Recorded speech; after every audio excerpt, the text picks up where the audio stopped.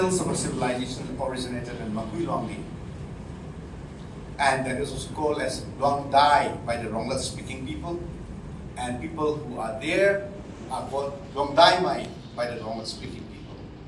If you go back and ask your great grandfather or grandfather, they will tell you about that Luang Dai Mai Nunto Mai Sangdai way, Dai ways, Bawit way. That's a story how our elders used to narrate.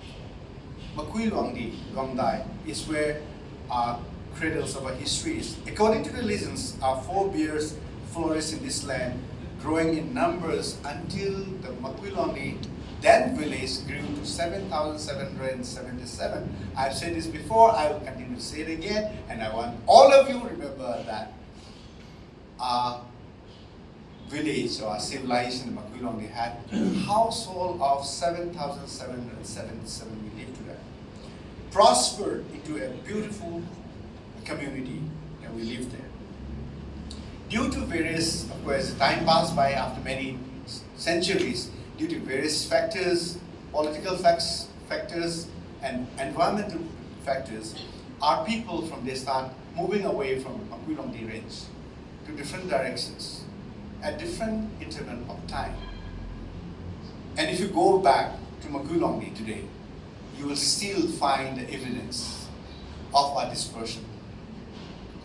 This is not a story that I just make up so that it sounds nice, so that I can convince you.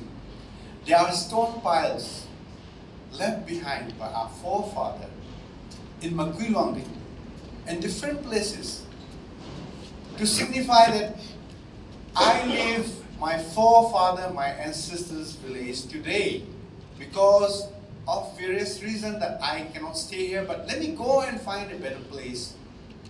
But this stone is the evidence that one day I will come back. So every household they live, they left behind a stone. Those stones are still there. Evidence, historical evidence that has stood there for centuries. And I think you also, when you go home, go and visit Makuilongdi. You'll see that what I'm talking about. There are a lot of tusum, monoliths in that mountaintop. That's why Longdibai citizens have organized a Makuilongdi festival in the year 2019, and we titled it as a Return of the Natives, Return of us, back to place where our forefather have lived in the Makuilongdi. And by the way, just to make an announcement, we are going to have Makuilongdi Festival 2 this year in the month of November. I would like every one of you to encourage you to plan to take our time and to be there and be connected, honoring the root again. In true sense, be there in the land where our ancestors have cherished and lived beautifully. Now, as I said, our people disperse at different intervals of time in different groups. Now, there are a lot of stories about it, but the reality of how it goes is that a group who went down to an empty space toward the southern side, they are called as Maruang Mai. Maruang means, in Lianglat, means empty. Empty space. There are more space which are a little more open, so they have gone down there. So people who have gone to the empty space or empty land side, they are referred to as Maruang Mai, from where we derive the word Luang Mai. And another group went to the western side from Makuilongdi. It's a big vast plain that includes Zalukhe and Peren, this area. And since they have gone to this plain, Zang Mai, Rongmai people will say Zang Mai, which means the people who live in the plain, or Zeng Mai. Lianglat speaking will say that, Zeng Mai. Or Zelit people start calling Zeme, and then from where the name Zeme derived from. People, those who left and went away Makuilongdi, they still are connected. They were not immediately dissociated or disconnected. So they keep referring to the people who live in the ancestral village, and they call them as Aki Liang Khat Mai, which means that Kiliang Khatmai means that we are one. Though we have lived away to the west, to the south, but those who are living in the Makwilongi, we are one. Kiliang Khatmai. We are of the same people. From there, Kiliang Khatmai becomes Liang Mai. That's how our so-called dialectic name started, or we started speaking language. But prior to we come to Makwilongi civilizations or established the beautiful civilizations, we lived in a place called Makhel, which is in Tagubi or Amaram district, with our brothers, Tenimib's brother, that includes Rema, Angabi, Mao, Maram, Tangal, and we were all together there. From there, we moved down, our ancestors moved down a little bit towards the southeast, western part, and then we were in a place called Ramting Kabil. How many of you have been to Ramting Kabil? Can I see anybody have been there? Excellent. You have all seen that. There, our forefathers lived there for a while they're still looking for a better place. And the young people, they went out scouting out the places. Finally, they found a place, the presently known as Nguang Pongning. So we found a place, so we moved up on a little higher ground, and our forefather lived there for many, many years over there. Nguang Pongning is also called as Oplong, and Nguang Pongning is also called Zawang Pongning. But the real name now that is given is Nguang Pongning. Nguang means old, Pongning means courtyard or the land. Alright, so our people lived there in Nguang Pongning for many, many years, and eventually some of them, they decided to, move ahead and establish another new land. There is where they landed up in Makwilongi and established what Makwilongi is all about. Okay, let me just fast forward the history. After many centuries, now we are at the juncture of late 19th centuries. At this point of time, there have been a lot of things happening all over the world, and the Britishers have come in contact with our people. Our people are, after this person we are living, and then keep moving forward. We went down even right up to Mizoram, to the southern part. So we were expanding our occupations and our territories. But then at the end, in the latter part of 19th century, the Britishers come in contact with us, and they met our people, and there is a group called, people who are speaking Ronglat, and there are people who are speaking Puilat, which are very similar. And they said, okay, these two have some similarity even in their language, so let's call them Kabui. And then they found another group, Zela speaking people and Lengla speaking people.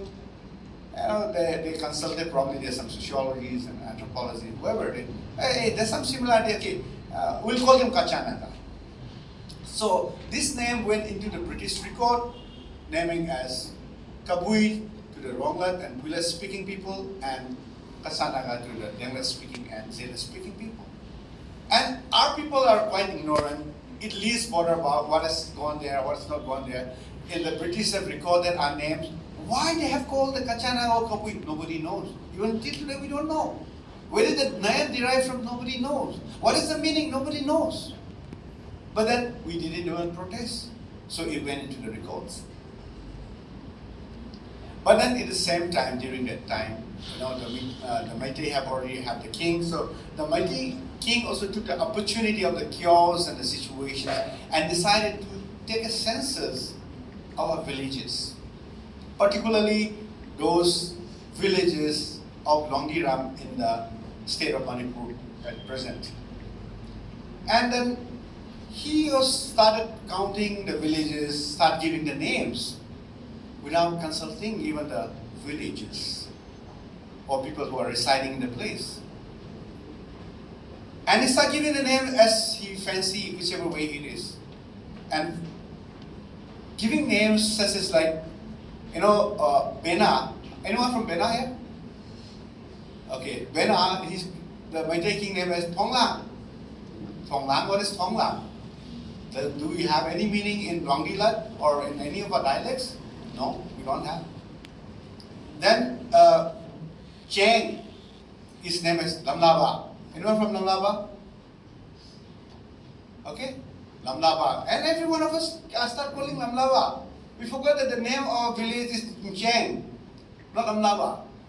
And Ntiang, Langmai, they call it Langmai. And so on and so forth. Changdai, they call it Q. Jim Nui, they call it, their name is Yangkulen. I don't know what is meant by Yangkulen. And unfortunately, we, for very, very long time, we were calling ourselves, I'm from Yangkulen village. But, and also, Nguangpungning, which is a very, very historically important village for us, they call it as an oak land, oak long. I don't know what is meant by oak long. Whether there are a lot of oak trees, of course, there are a lot of oak trees if some of you are there. Whether they named that because there are a lot of oak trees there, okay, let's call a lot of oak trees are there, let's call oak land or oak long. But these names doesn't have any meaning, and in fact some of the names are very even derogatory by nature. Not only is those names went into the record of the British administrations and to the dislike of our villages, but I must really thank many of our CSO in the past, last couple of decades also. We have rectified, corrected our name. How many of you are from Senapati? 1, 2, 3. You know what's the name of Senapati? Can somebody tell me? Tahamjam. You know what's the Tahamjam meaning? Not sure. Okay, good. When we give village name, okay, there is always a meaning. We are a community, we are a people group, we are Longdimai who are serious about whatever we do. We don't do things just in random. The hamza means, the ham is an insect. You know the termite that flies? That probably, I think that the hamzam, the word comes from taham. That is the taham is, I think, that is talum. Talum ni. So that the hamzam means around. Okay, area or nearby. That is what the meaning is. So the hamzam comes from that. So there's somebody passed by the land and just said that, okay, let's call this as a Senapati. Yeah? And then it becomes Senapati. But I'm glad that now we have really popularized the real name that we should stop calling it. I would encourage that we should stop using the word Senapati because that is never our name. The Hamzam is the right name. And that is land where we are there. Alright, now then what happens is that now in the midst of all these things there have been a lot of infighting between our villages. Okay? We also call this a Singnari, and there's been in village there are a lot of fights, and the Zeliangrong people were living without any unified leaders for years and decades together. That's why when somebody comes to the expedition or British come and they do something, nobody cares. You know, we don't have a unified leader. We don't have somebody who can stand up and say, no, you can't do that. This is my village. There was none there. But then there was a time eventually comes what is history refers to the Nagaraj movement. And this changed with the emergence of Hepoza Donang in 1905 and Epai Rani or Apai Gaidiliu in 1915. Now they are the one who created the importance of the unity of our people going around in the entire Longdiram. When I say Longdiram, constituents part of Manipur, Nagaland, and Assam, and they start telling the people that we are one, we need to be united, and we can't stand in a different way that we are. And so the desire to fight against the foreign rules, the Britishers, become very, very strong. And then the movement becomes so strong that Hepoza Donang raised 500 soldiers fight against the British. So the British have the spies, they got to know about it. So they want to suppress this one, the rapid spread of this movement, then they put Hepoza Donang to death, hanged to death in the year 1931, 29 August, and then Apai Gaidiliu was sent to life imprisonment. Subsequently, these things were died down, and the land tax was imposed 2 times in all the Longdimai villages than any other village. So the British was trying to suppress us, put us together. So many Zeliangrong villages at that time view each other as an enemy, and there are a lot of infighting, and it is a taboo even to share food between the rival villages. They may be living just next to it. If they have a fight before, they don't talk to each other. They are not supposed to going somewhere together. It's a taboo. Don't allow. You are not allowed to share food. It's nothing. But then the British exploit this opportunity and put us in a very difficult time. And, but then having said this, again as we move forward, coming to the 30s, where there was an incident called ZSUB incidents, or the formation of Zeliangrong Council. Recognizing the dangers of disunity, some of our leaders decided, no, this cannot go on, because unless we come together and unless we go back to the roots, the way we are doing today, and re-establish ourselves from where we come from, we will be nowhere else. So some of our visionary leaders come together for our survival and for our own safety.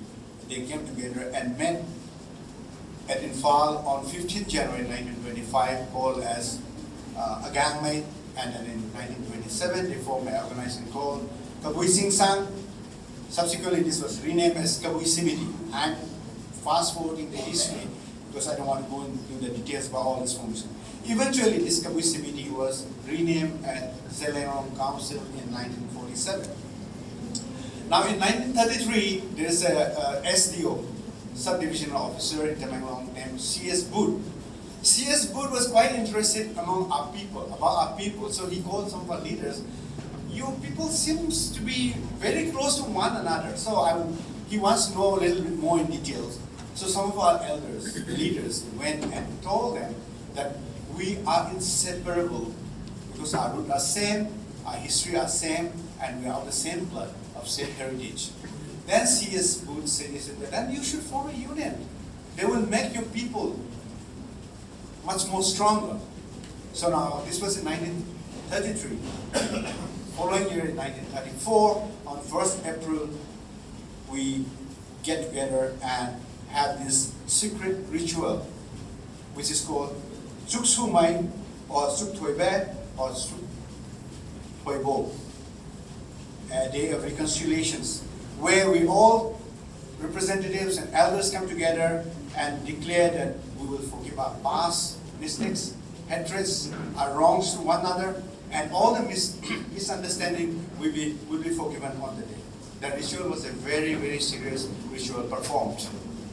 Okay, there's a detail about the ritual, but I will not go into that. But it was a very serious ritual performed by the representative from all the dialectic groups that we are talking about here, from all parts of Longdiraam. And 3 points, 3 very, very important points were been agreed on that day. That is, the first one is that we will stop the dreaded war of Singnari, which is an inter-rivalry or fight between the villages. And the second point was that the brothers came together, ate and drink in the same plate and in the same cup, signifying that we are restoring the fraternal ties that had been once broken. And the third, it was declared that anyone who violates this oath of unity will be judged by the Almighty and held responsible to the people of Zeliangrong. Now, this was done in 1934. Then, after about 12, 13 years, we have been a little bit, I think, slow in the process, but then in February 1947, 15 February, at Esamtong, our elders again come together. That there was already some organization called Kabui Simiti and other things. So all the leaders came together and decided that we need to have something that should recognize us, something represent us, something that should name us. So they came together and given the name Zeliangrong on 15 February 1947 at Kesamtong. Under